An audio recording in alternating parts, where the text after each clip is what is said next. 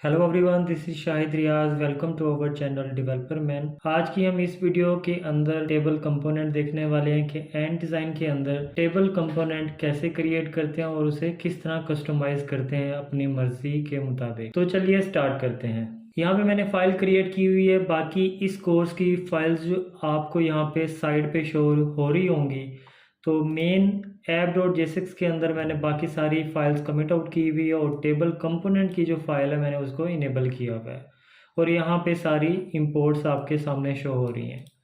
तो मैं table component में आ जाता हूँ और यहाँ पे मैं H1 को रिमूव करके तो यहाँ पे टेबल को ले लेता हूँ।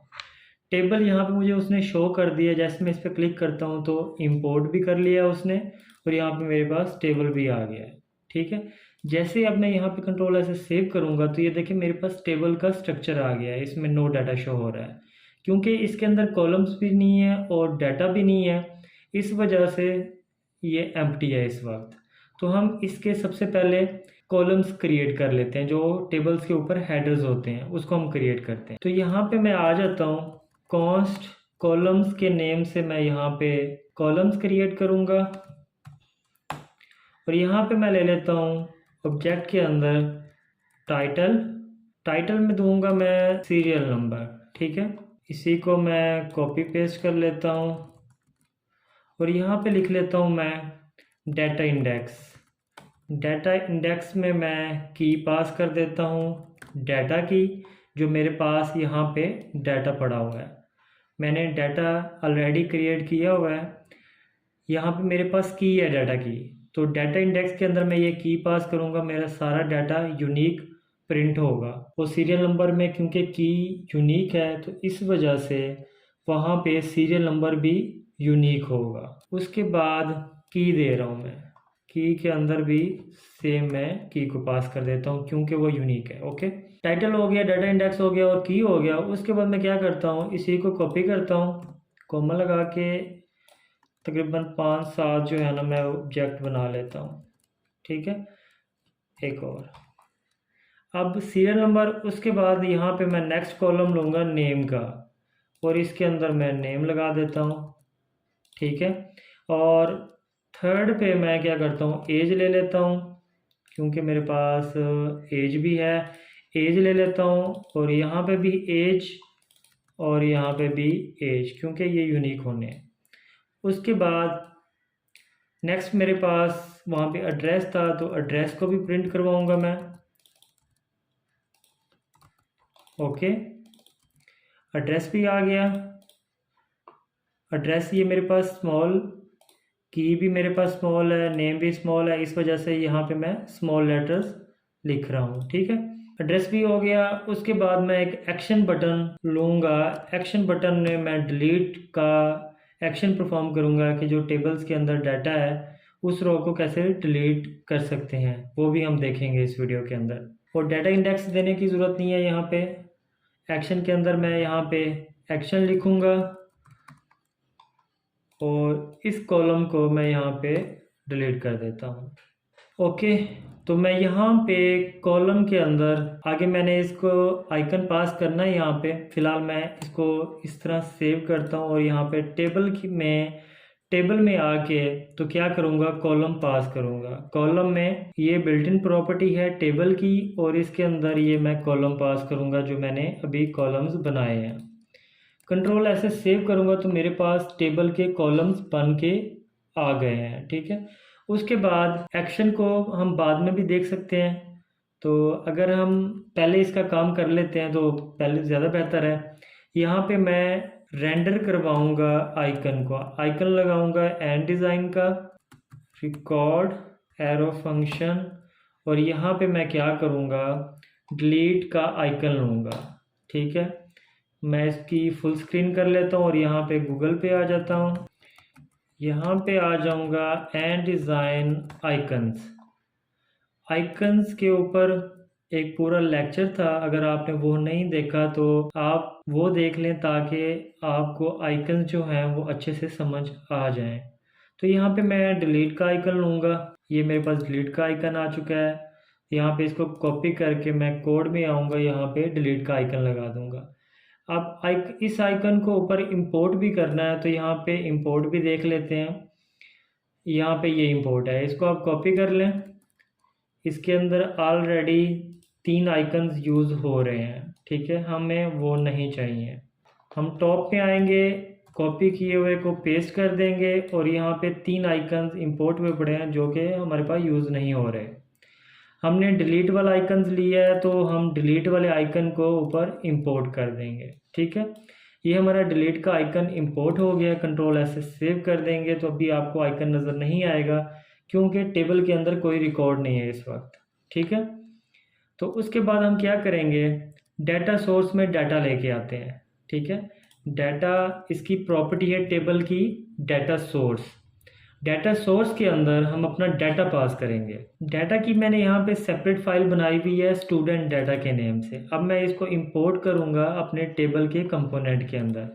यहाँ पे इंपोर्ट किया स्टूडेंट डाटा को और यहाँ पे इसका मैं न्यू नेम रखना चाह रहा हूँ इनिशियल डाटा के नेम से।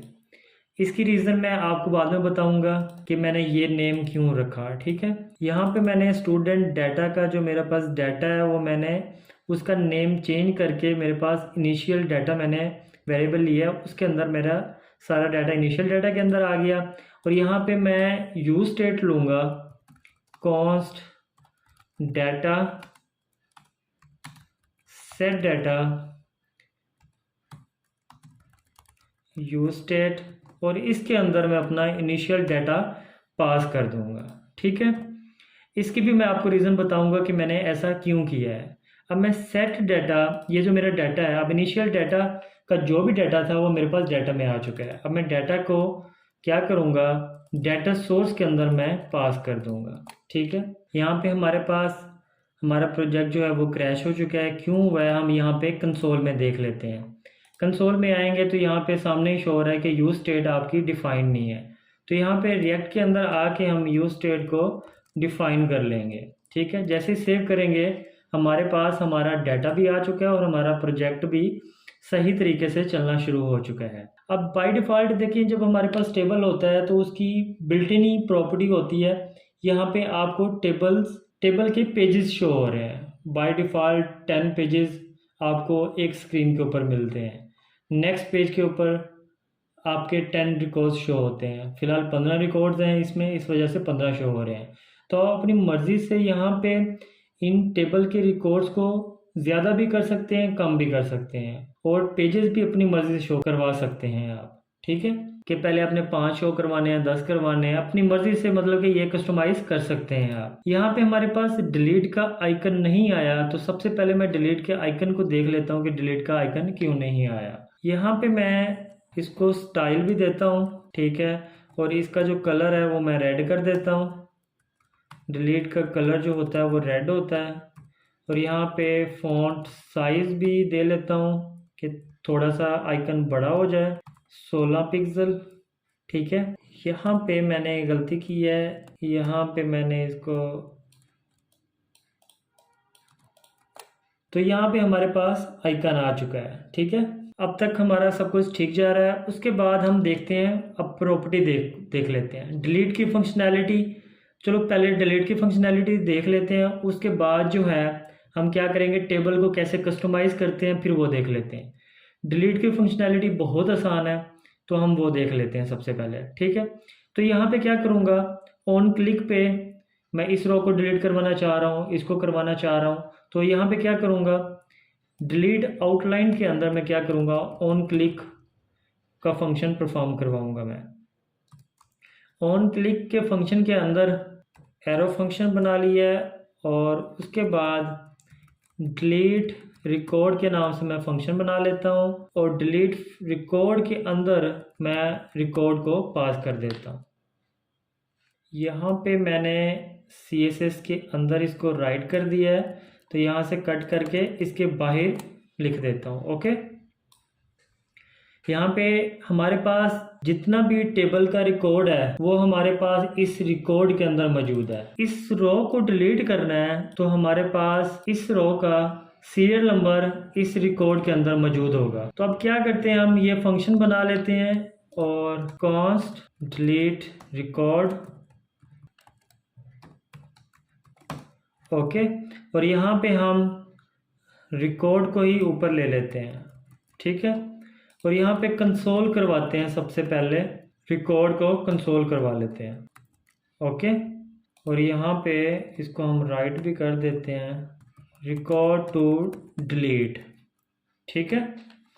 अब यहाँ से कंट्रोल ऐसे सेव करता हूँ और यहाँ पे मैं स्क्रीन को बड़ा कर लेता हूँ ताकि हमें इजीली समझ आए।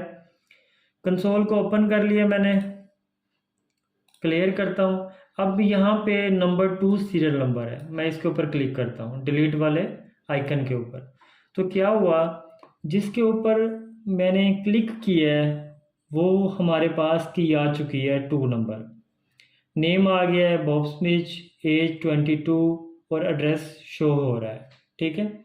यहाँ पे हमने ग्रेड भी जो है वो यहाँ पे शो नहीं करवाया हुआ, मगर डाटा के अंदर था इसलिए हमारे पास ग्रेड भी शो हो रहा है। अगर हम यहाँ पे थर्ड पे क्लिक करते हैं तो ये थर्ड वाला डाटा आ चुका है। अब हम थर्ड वाला डाटा डिलीट कर रहे हैं। ये यहाँ पे डिलीट टेम्परेरी तौर पर हम डिलीट करवा रहे हैं, एपीआई से डिलीट नहीं करवा रहे हैं, क्योंकि हमने डमी डाटा लिया हुआ है, ऑब्जेक्ट बनाया हुआ है, तो उसके अंदर से हम डिलीट करवा रहे हैं। अब डिलीट की फंक्शनैलिटी को देख लेते हैं। तो यहाँ पे मैं VS कोड में आता हूँ और इसको मिनिमाइज कर लेता हूँ। और यहाँ पे क्या करता हूँ मैं, कॉन्स्ट न्यू डाटा, और हमारे पास ये जो डाटा है इसके अंदर से हम डिलीट करवा रहे हैं, क्योंकि हमारे पास जो डाटा से हमारे पास जो डाटा आ रहा है वो हमारे पास डाटा के अंदर है। तो यहाँ पे डाटा लूँगा, डाटा से मैं फ़िल्टर करवाऊँगा, फ़िल्टर करवा रहा हूँ और यहाँ पे एटम ले लिया, फंक्शन बना लिया। और यहाँ पे एटम की जो की है, जो यहाँ पे हमारे पास की शो हो रही है, ठीक है, ये हमारे पास डाटा की है, हम डाटा की ले रहे हैं, ठीक है। अभी हम टेबल की नहीं ले रहे, टेबल की हमारे पास कौन सी है, रिकॉर्ड के अंदर है। अभी हम यहाँ से डायरेक्ट ले रहे हैं, इनिशियल वैल्यू से डाटा को ले रहे हैं। तो एटम डॉट की नॉट इक्वल है किससे, रिकॉर्ड डॉट की से, तो आप उसको डिलीट कर दो। ओके, रिकॉर्ड, अब ये हमने रिकॉर्ड डॉट की टेबल वाला रिकॉर्ड को हमने यहाँ पे लिया हुआ है, ठीक है। अब यहाँ पे क्या करूँगा, ये करके तो यहाँ पे सेट कर दूँगा, दोबारा डाटा को सेट कर दूँगा, अगेन मैं डाटा को दोबारा से मैं सेट करवा रहा हूँ। और यहाँ पे क्या करूँगा, अपने न्यू डाटा को यहाँ पे पास कर दूँगा, बस इतना सा काम था। अब मैं कंट्रोल एस से सेव करके पेज को रिलोड करता हूँ, बड़ी स्क्रीन पे आता हूँ। अब क्या होगा, नंबर 2 को डिलीट करता हूँ, तो ये नंबर 2 जो है यहाँ से डिलीट हो चुका है। नंबर 4 को करता हूँ, नंबर 4 डिलीट हो गया। नंबर 7 को करता हूँ, नंबर 7 डिलीट हो गया, ठीक है। अब क्या होगा, हमारे पास टोटल 15 रिकॉर्ड थे, यहाँ पे 13 रिकॉर्ड शो हो रहे हैं। अभी यहाँ पे जब मैं रिफ़्रेश करूँगा तो जो डिलीट हुआ डाटा है वो दोबारा आ जाएगा। ये देखें, रिफ़्रेश करूँगा तो वो देखें 2 3 7 जो है वो दोबारा से आ चुका है, क्योंकि मैंने यहाँ पे टेम्परेरी तौर पर स्टेट से डिलीट किया है, ना कि मैंने ऑब्जेक्ट से डिलीट किया है, ना कि मैंने कोई एपीआई से डिलीट किया है। अगर एपीआई से हमारे पास डाटा आ रहा है, ठीक है, और हमने टेबल के अंदर डिस्प्ले किया हुआ है, तो वहाँ पे हम उस वक्त टेम्परेरी तौर पर टेबल से ही डिलीट करेंगे, ना कि एपीआई से हमारा डिलीट हो रहा है डाटा। अगर एपीआई से डिलीट करवाना है तो हमारे पास डिलीट की एपीआई बनी होनी चाहिए। जब हम डिलीट की एपीआई इसके ऊपर परफॉर्म करवाएंगे तो डेटाबेस से वो रिकॉर्ड डिलीट हो जाएगा, ठीक है। अभी हमने स्टेट के अंदर अपना डाटा को सेट करवाया और उसी स्टेट से हमने वैल्यू को डिलीट करवाया, ना कि हमने ऑब्जेक्ट से डिलीट करवाया। उम्मीद करता हूँ आपको ये बात समझ आ गई होगी। अब हम नेक्स्ट चीज़ पे चलते हैं कि टेबल को कस्टमाइज़ कैसे कर सकते हैं। ये लेक्चर बहुत ही इम्पोर्टेंट है। एंड डिज़ाइन आपको बहुत ज़्यादा कस्टमाइजेशन का ऑप्शन देता है। अभी यहाँ पे इसको मिनिमाइज़ करता हूँ, दोबारा मैं कोड में आ जाता हूँ। तो यहाँ पे नेक्स्ट प्रॉपर्टी है हमारे पास टेबल की बॉर्डर, ठीक है। अभी ये मैं लगाऊंगा तो यहाँ पे देख सकते हैं बॉर्डर बन के आ चुके हैं टेबल के अंदर, रॉ के अंदर सारे यहाँ पे बॉर्डर बन के आ चुके हैं। ठीक है, अगर आप इसको रखना चाहते हैं तो आप रख सकते हैं, रिमूव करना चाहें तो रिमूव कर सकते हैं। उसके बाद हमारे पास टाइटल की भी प्रॉपर्टी होती है। टाइटल को हम देख लेते हैं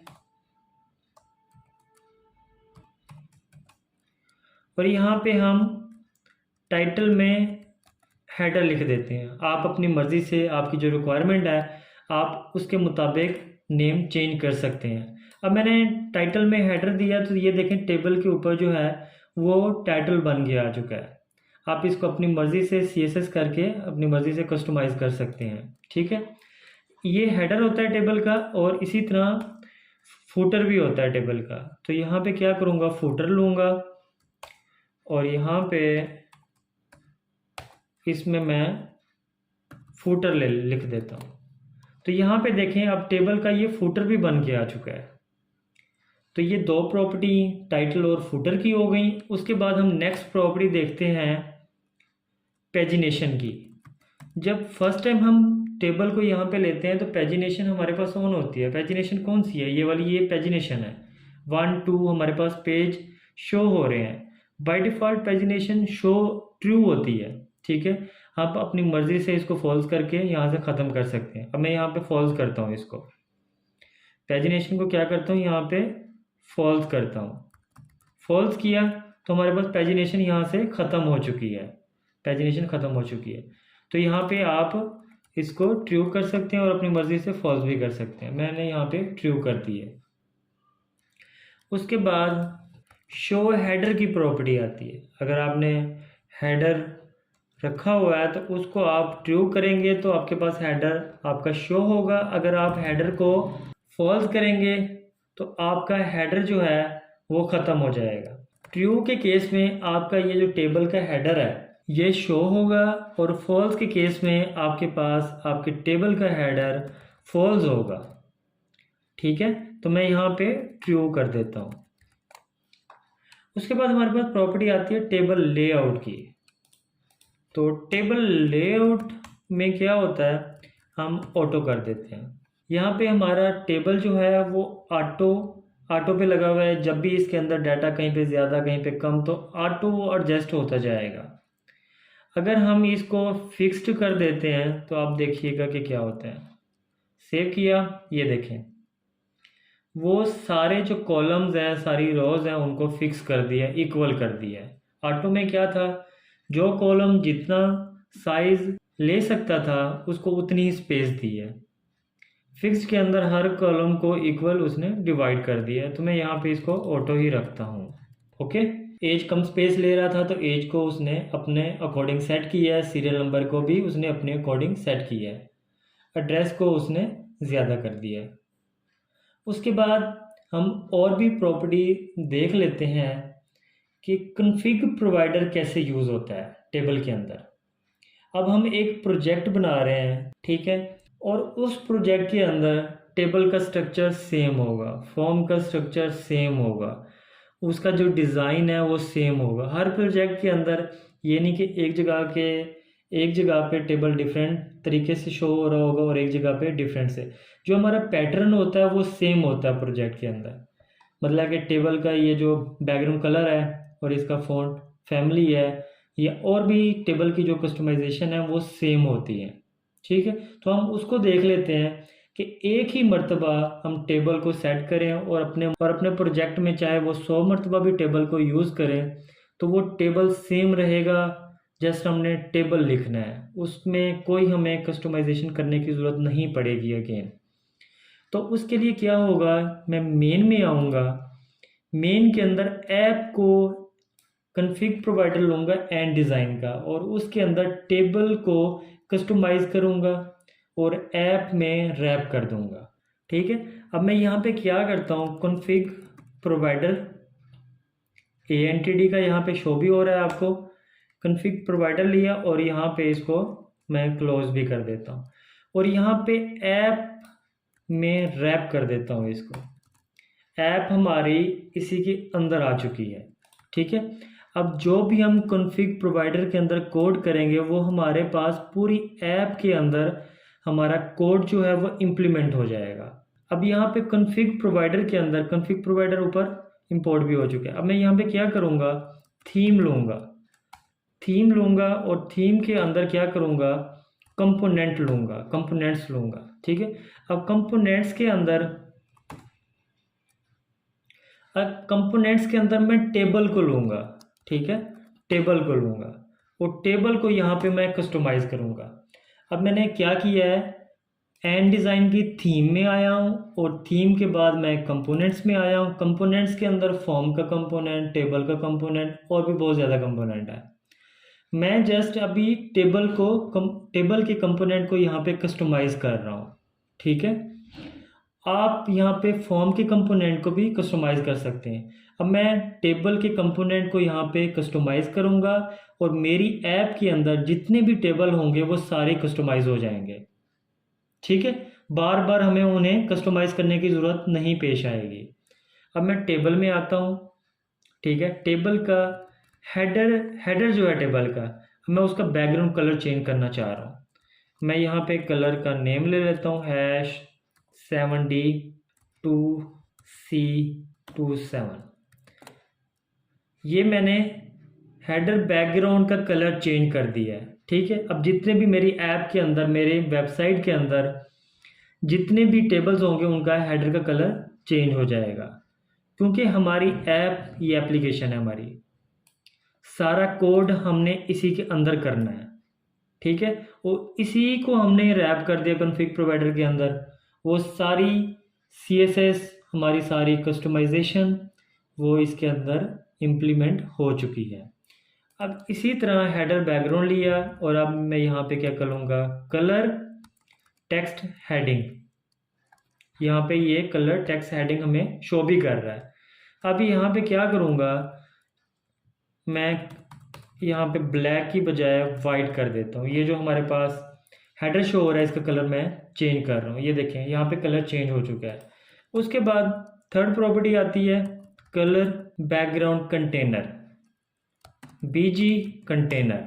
अब इसमें क्या करूँगा, मैं वाइट लिख दूँगा। ये है टेबल बॉडी कलर, ये हमें जो टेबल का बैकग्राउंड शो हो रहा है वाइट, ये वो वाला कलर है। अगर हम इसको चेंज करते हैं, ग्रे करते हैं, तो ये देखें टेबल का जो बैकग्राउंड कलर है वो ग्रे हो चुका है। तो ये वाइट ही अच्छा लगता है, तो इस वजह से मैं वाइट ही रहने दूंगा यहाँ पे। ओके, उसके बाद फ़ॉन्ट फैमिली है। आप जितने भी टेबल्स हैं उसको आप फ़ॉन्ट फैमिली देना चाहते हैं, सैंस सेरिफ कर देता हूँ मैं यहाँ पे। तो टेबल का जो मेरा फ़ॉन्ट है वो भी चेंज हो गया यहाँ पे। उसके बाद लाइन हाइट मैं सेट कर लेता हूँ 2, तो लाइन हाइट भी यहाँ पे सेट हो गई। ठीक है, थोड़ा सा साइज़ बड़ा हो गया। उसके बाद यहाँ पे लाइन टाइप को मैं चेंज कर सकता हूँ। लाइन टाइप में क्या होता है, सॉलिड होता है, बॉर्डर होता है। ठीक है, तो यहाँ पे मैं सॉलिड करता हूँ तो मेरी लाइन जो है वो सॉलिड हो जाएंगी, और अभी भी सॉलिड है, इस वजह से आपको फ़र्क नहीं नज़र आया। यहाँ पे मैं डैश में लिख लेता हूँ, तो ये देखें मेरी जो लाइन है वो डैश में आ चुकी हैं।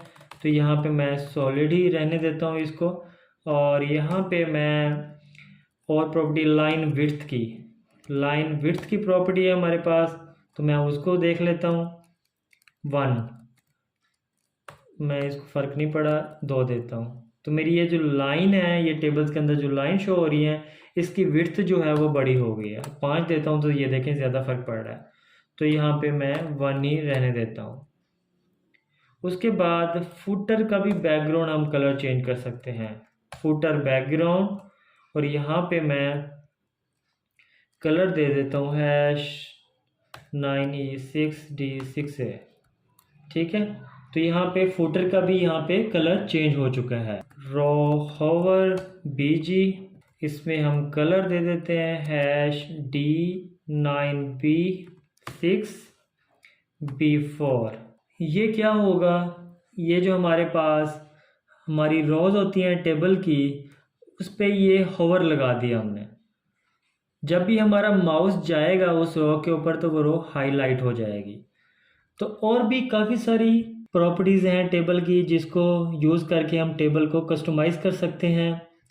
और मैं एक चीज़ आपको बताना चाहूँगा, ये जो चीज़ें मैं यहाँ पे कर रहा हूँ ये एंड डिज़ाइन का वर्जन 5 है, लेटेस्ट वर्जन है, उसके अंदर ये चीज़ें वर्क करेंगी। अगर आपका कोई पुराना प्रोजेक्ट है जिसका वर्जन 2 या 3 या 1 है, जो भी है, लेटेस्ट वर्जन 5 नहीं है, तो शायद ये उस पर वर्क ना करे। तो आप ये चीज़ें इम्प्लीमेंट करने से पहले अपने प्रोजेक्ट का वर्जन जो है वो चेक कर लें। तो यहाँ पे हम अपने टेबल का ओवरव्यू कर लेते हैं। यहाँ पे टेबल को हम अपनी मर्ज़ी से यहाँ पे टेबल को हमने कस्टमाइज़ किया है। आने वाली वीडियोस के अंदर और भी हम काफ़ी सारी चीज़ें कवर करेंगे कि टेबल को और कैसे बेहतर बनाया जा सकता है। यहाँ पे टेबल्स को यहाँ पे सर्च आइकन लगा के नेम को, एज को, एड्रेस को कैसे यहाँ पे हम सर्च कर सकते हैं। और भी काफ़ी सारी चीज़ें हम कवर करेंगे आने वाली वीडियोस के अंदर। जो हमने डिलीट की फंक्शनैलिटी लगाई थी वो प्रॉपर यहाँ पे वर्क कर रही है। ठीक है, हम अपनी स्टेट से सारा डाटा जो है वो रिमूव कर रहे हैं। और अगर आपको मेरी वीडियोस पसंद आती हैं तो मेरी वीडियोस को लाइक किया करें, और अगर आपने मेरे चैनल को सब्सक्राइब नहीं किया तो मेरे चैनल को सब्सक्राइब भी कर लें ताकि मेरी लेटेस्ट वीडियो आप तक पहुंच सकें। मिलते हैं नेक्स्ट वीडियो में। Thank you, bye bye.